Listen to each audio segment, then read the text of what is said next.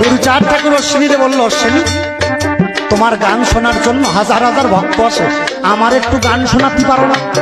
ভাই বাবা তুমি ভগবান, আমি ভক্ত, তোমারে কি গান শোনাবো? তুমি করুণা করে গাওয়াও, তাই তো আমি গাই। গুরুচাঁদ ঠাকুর বলল, অশ্বিনী আজকে তোমার গান শুনবো। ওই যে বিলের মধ্যে হিজল গাছ, ওই হিজল গাছের তলায় বসে তুমি আমাকে গান শোনাবে, আমি নিবৃত্তে একা একা বসে পরাণ করে তোমার গান শুনবো। হিজল গাছের তলায় দেখো অশ্বিনী কর্তা গেল, গুরুচাঁদকে নিয়ে দেখো তলাতে বসিল। যখন গুরুচাঁদ ঠাকুরকে নিয়ে অশ্বিনী কর্তা গাছের নিচে বসেছে, গাছের ভিতরে গান গাইতে গাইতে গাইতে গাইতে অশ্বিনী কর্তা চোখ বন্ধ করে এমন ভাবে বিভাবিত হয়ে গেছে, বাহ্যিক জ্ঞানই তার নাই। হঠাৎ করে ওপর থেকে টপ টপ টপ টপ করে জল পড়ছে। গুরুচাঁদ ঠাকুর অশ্বিনীকে ডাক দিয়ে বলছো, অশ্বিনী আইও, বৃষ্টি পড়ছে, এই দেখ গা ভিজে গেল, গাছ ভিজে।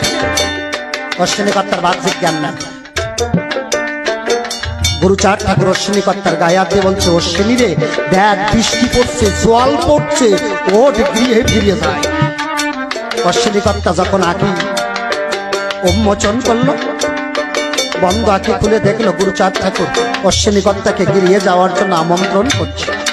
গুরুচাঁদ ঠাকুর হঠাৎ করে বাইরে তাকিয়ে দেখে প্রখর রোদ।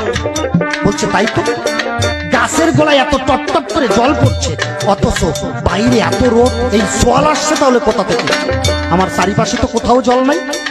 হঠাৎ করে গুরুচাঁদ দেখো উপরে চোখ দিল, চোখ দিয়ে গুরুচাঁদ আমার দেখিবারে পেল। গুরুচাঁদ ঠাকুর কি দেখতে পেল? আমার অশ্বিনী ভাবে প্রেমে এমন ভাবে বিভোর হয়ে গেছে, আমার ওই অশ্বিনীর গান শ্রবণ করার জন্য বনের যত পাখি ছিল তারা এসে হরি নামে ওই দুষের জল থেকে নিজের অশ্রু বিসর্জন করছে। আমার গুরুচাঁদ ঠাকুর গিয়ে অশ্বিনীর চরণে পড়ে গেল। অশ্বিনী রে,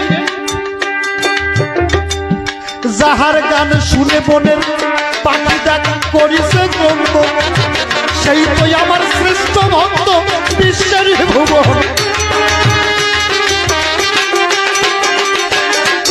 অশ্বিনী রে, সেই বিশ্ব জগতের শ্রেষ্ঠ ভক্ত, যার গান শোনার জন্য গাছের পাখি পর্যন্ত ক্রন্দন করে, দে তোর চরণ ধুলিতে, ভক্তের চরণ ধুলি দিয়ে আমি প্রেমানন্দে আমার এই তপ্ত মরু সিক্ত করি। এই তো হলো এই জগতে মতুয়ার বাজার, কামনায় প্রেমে তার হয়েছে প্রসার। ভক্ত ভগবান দেখো ওই অভেদ